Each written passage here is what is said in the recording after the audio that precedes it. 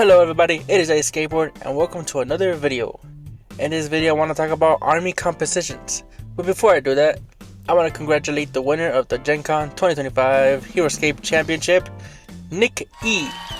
The E stands for excellence, cause he piloted his army in excellence. The Gencon format was contemporary 425 points. For those of you who do not know what contemporary means, it means all the figures that were released by Renegade, starting from AOA. I want to take this opportunity to introduce a new video series I'm calling the 500, where I show off different 500 point armies in respect to their format. The purpose of this series is to show the new scapers as well as returning scapers what a well-built army looks like, as well as maybe some meme armies that we have here and there, or even some trash armies. I know I'm pretty good at making trash armies. And how this information can help build their own army for tournaments or just for casual fun. This Gen Con was the summer of the Queen.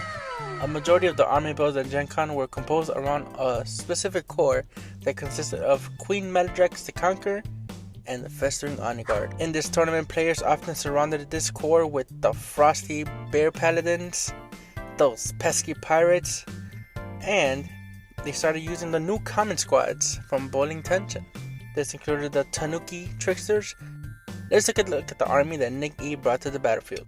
In Nick E's army, it consisted of Queen Maladrix the Conqueror, Festering Honor Guards, and four squads of Tanuki Tricksters. A very straightforward army, but let's break down and see why the Queen stood tall in this year's Gen Con. The Queen Maladrix is a unique hero that represents Revna on the battlefield, boasting several high stats and powerful abilities. She has 6 life, 6 move, 1 range, 4 attack, and 5 defense. For a huge 12 figure that doesn't fly, 6 movement is a generous value. She has a respectable attack of 4 and a sturdy defense of 5. The Queen packs some serious damage on face value. It doesn't have range, but I don't think she really needs it. Let's analyze her abilities. Festering Honor Guard Bond. Like any bonding ability, the Queen bonds with her Honor Guard, allowing the players to move their squad of Honor Guards before moving the Queen first. This is important to know when we talk about the guards later. The Queen has one of the strongest abilities in the game, with double attack, an ability so simple yet extremely effective. At 4 attacks, the Queen can dish out 8 to 10 dice worth of attacks on a turn, not including the Honor Guard's attacks. And last, her ability is Infestation 9.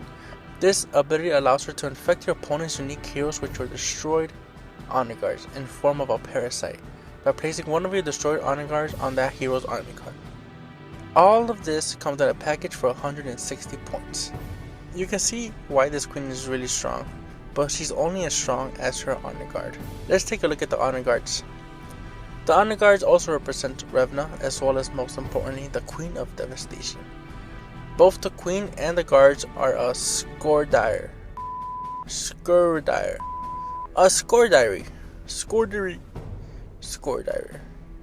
Whatever that species is, an insect-like specimen from Arboros, who were summoned by Revna after being awakened from their century-long slumber. The guards come in a unique squad of 5 figures, with 1 life each, 6 movement, 1 range, 2 attack, and 3 defense. This squad has a respectable attack and defense, and we will get to abilities, but 5 figures in a squad is absurd. But let's break down these numbers.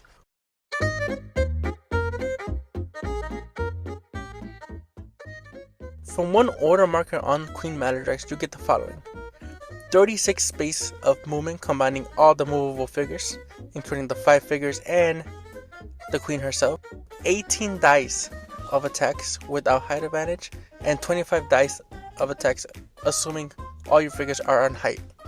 Let's compare and contrast similar squads that also bond with their heroes. The Venak Vipers come in at a combined movable space of 34 spaces with 1 order marker when they bond with their Venak Warlord.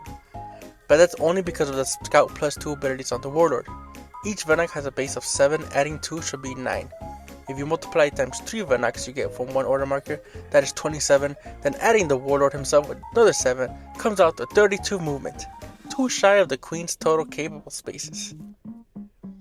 When we look for the closest attack compared to the Queen Maladrix, we're gonna look at McDurk warriors bonding with Alistair McDurk to have the most potential attack power. Assuming Alistair is at 2 life, he can take 2 turns swinging for 10 attack, 12 with height, leaving him at 1 life. The McDurk warriors receive 5 wounds on their Alistair McDurk, so they can attack with 7 or 8 with height advantage, assuming there are no other buffs on the battlefield. We're looking at most 38 potential dice attacks with 1 order marker on the McDurks. Sure, yeah, 38 attacks, it's almost 3 times as much as the capability of the honor guards with the queen, but those numbers are just potential, with a lot of setup involved. McDurk has to be at 1 life. Assuming he does not get killed, it's just too risky to even try to get off. The queen gives you 18 attack power on the first order marker of the game. And that concludes our Heroscape class for today.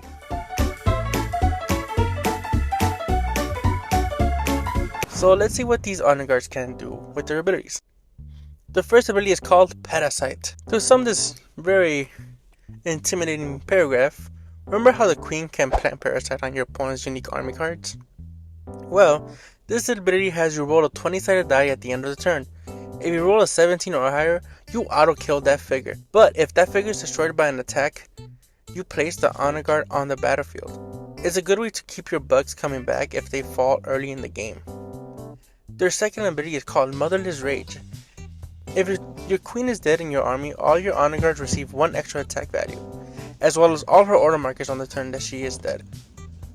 Assuming you have 4 guards left, maybe you might have 5, you can dish out 12 to 15 dice worth of attacks, or 18 with height advantage. That's still respectable. And the last ability is Climb. It's just an ability design so the bugs can work within the game's mechanics and rules. So the queen and the honor guards make up 220 of the 425 points available at this Gen Con's tournament. Let's see what Nick used the remaining 205 points for. From the world of Nox Dorma.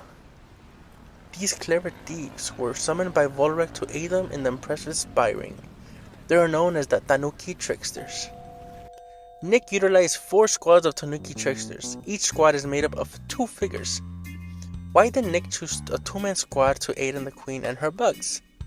Well, these tricksters hold a lot of abilities that can come in clutch in the late game, and they offer a simple stat that the bugs do not offer: range. Tanuki Tricksters are a void common squad, ninjas that are tricky. I'd be insulted if they weren't, to be honest. And a medium 4.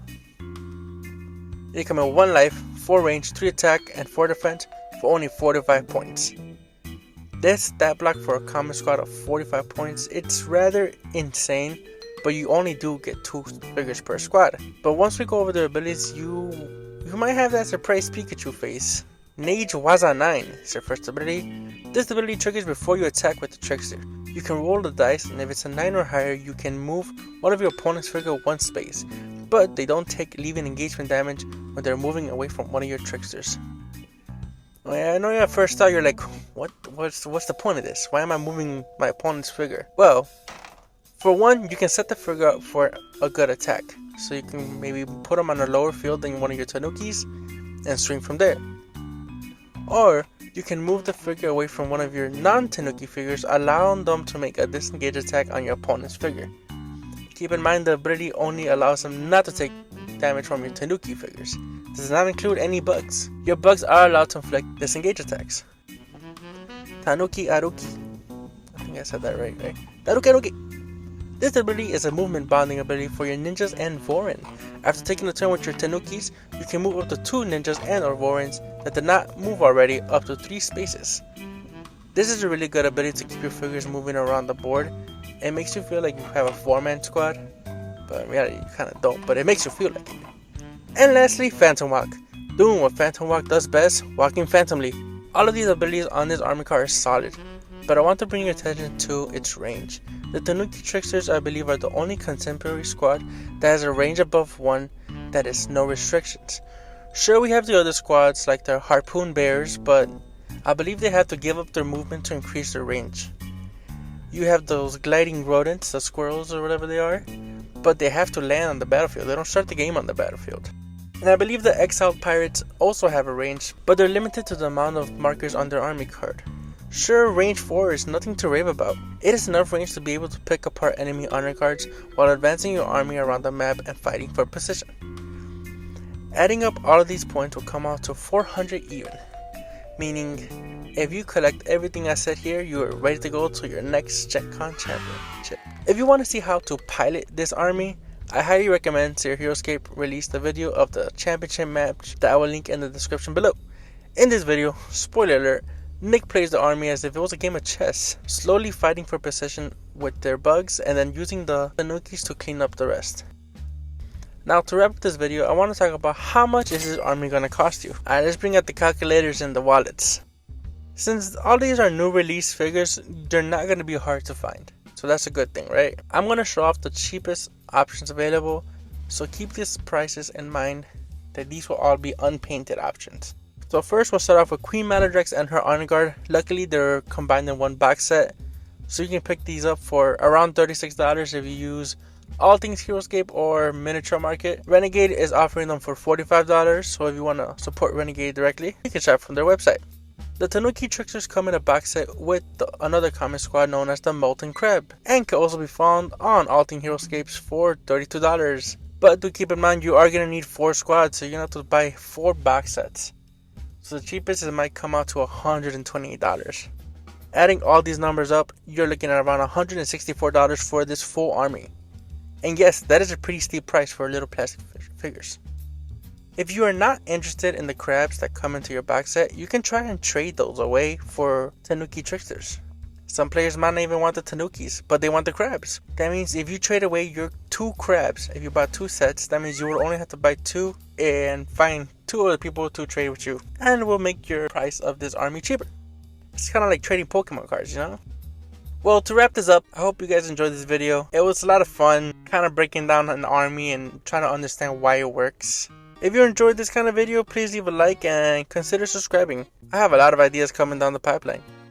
But I want to leave you guys with a question. What would you add to this championship army if you could have another 100 points? How would you support the Tanukis and the honor guards? Well, that's all for today. See you guys on the next one. Peace! Hello everyone, it's iSkateboard again.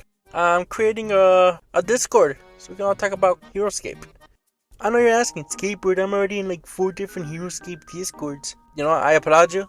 I personally stick to TOV's Discord, but I wanted to make this Discord for mainly custom so we can all just kind of talk about ideas, show off our custom artwork, and so on. So I'm going to leave in the description below the link to my Discord if you want to join. And see you guys in the next one. I already said that. Oh well.